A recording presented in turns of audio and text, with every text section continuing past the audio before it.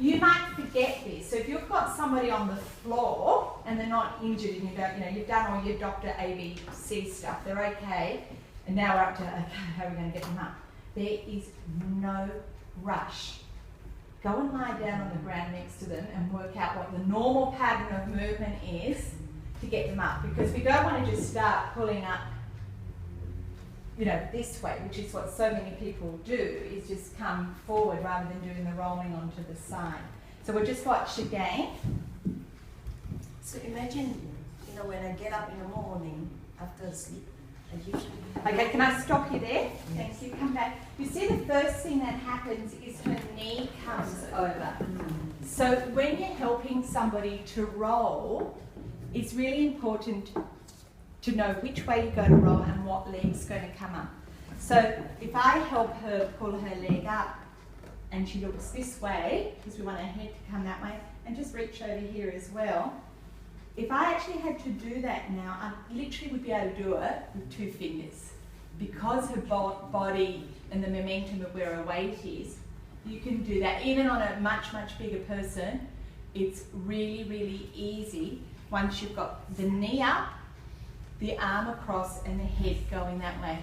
And it's just as easy to push as well, but if you're doing that on a bed, if they're not on the floor, if they're on the bed, sometimes they get nervous if there's not someone in front of them.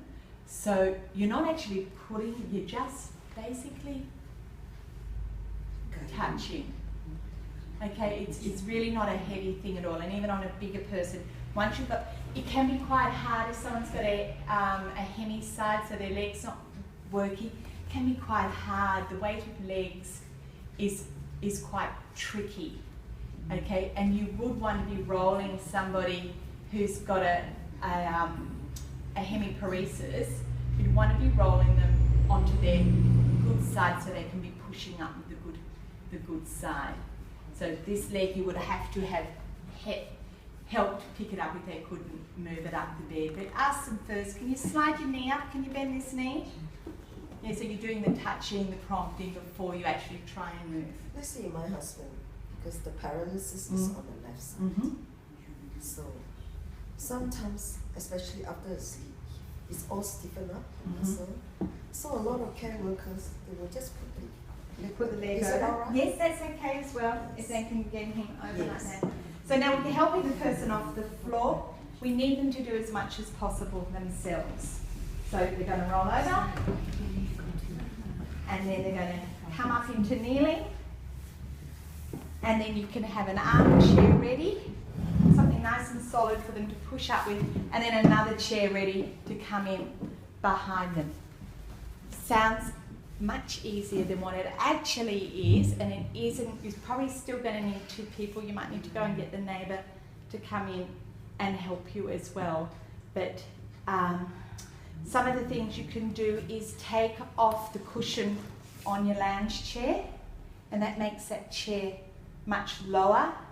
So then they might be able to just, you know, from here, if you've got that lounge chair behind them without the cushion on it, it's going to be quite low, and they might be able to sort of get up like that, and you can be pushing that in so it's quite low. So at least you've got them onto a low seat, and then you can do the next step up onto the higher step.